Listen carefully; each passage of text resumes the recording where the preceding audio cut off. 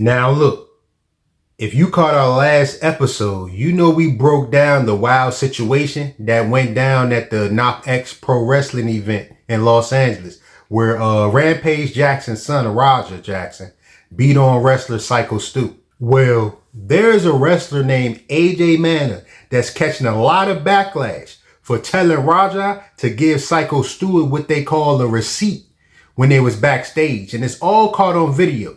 And the whole thing is spiraling out of control. Look, y'all sit back and relax and stay into the end of this episode because we about to dive right in.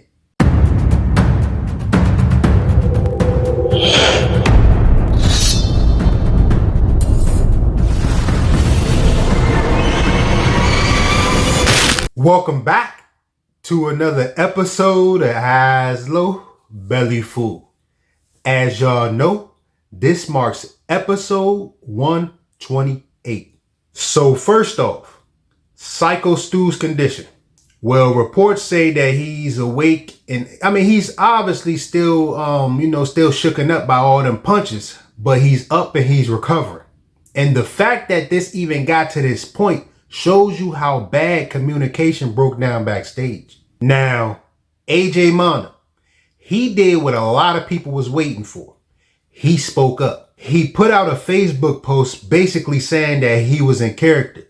Like he wasn't telling Raja to go hurt Stu. It was all an act. And he says that it was all miscommunication behind the scenes, which might sound fair on paper, but here's the thing. Obviously, wrestling is built on trust.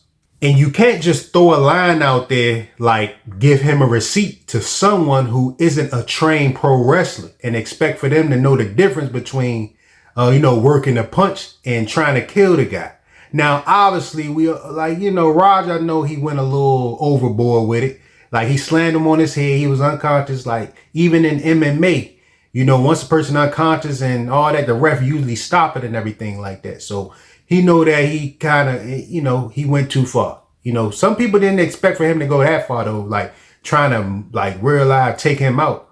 You feel what I'm saying? Like all them punches like that. I expected for him to go in there because what he was saying on video, I expect for him to go in there and get his get back and do a little something, maybe slam him, give him a couple little blows or whatever. But I didn't think he was going to keep going like that. A new clip from the same stream where Raja Jackson attacked wrestler Syko Stu has surfaced. In the footage, wrestler AJ Manor, who featured in the same event, can be heard telling Raja to give Syko Stu his receipt, a wrestling term that means legitimately hitting someone back after being wronged. You run in on his shit, you give him his receipt. You remember what a receipt is? Give him that receipt, bro. Tag his shit. If you got to with it, I'll run out there. Tag his shit. And AJ Mana's Instagram posts also suggest that he knows Raja Jackson's father, former UFC light heavyweight champion Rampage Jackson, personally.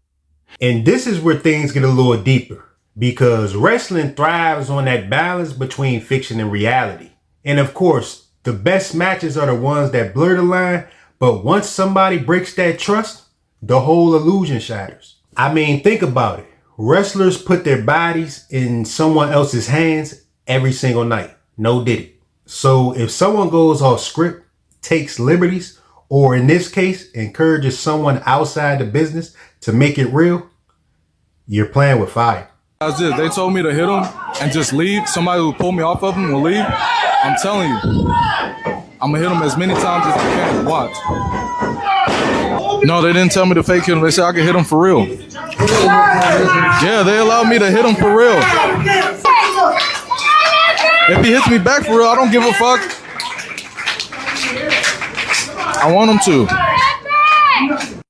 And let's be real. Indie promotions already struggle with safety standards. Less money, less oversight, more chaos.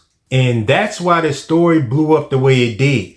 It's not just about one attack. It's about whether wrestling, especially at a local level, is doing enough to protect their performers. Now, here's where AJ Manor's defense kind of falls flat.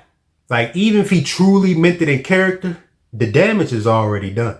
Because once fans see that a real assault played out in the middle of a show, they're not going to care if you were saying something in character or not. They see blood, they see injuries, and they immediately think this promotion is reckless. It hurts the wrestler, it hurts the brand, and honestly, it hurts wrestling's credibility.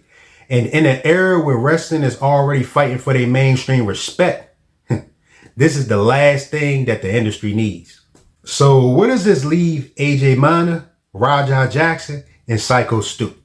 Well, Raja is probably going to be facing some type of legal consequences once LAPD wrap up their investigation.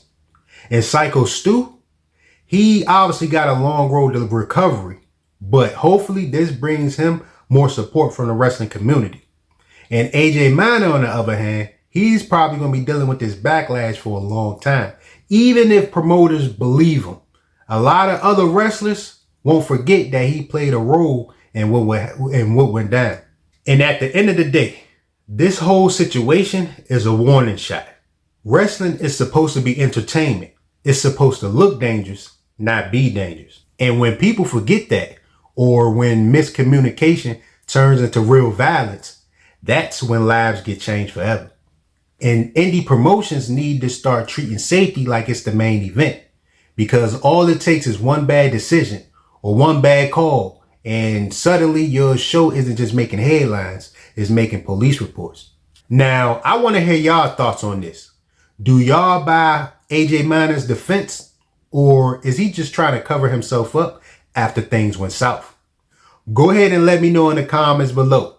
And if this video resonated with you, go ahead and hit that like button.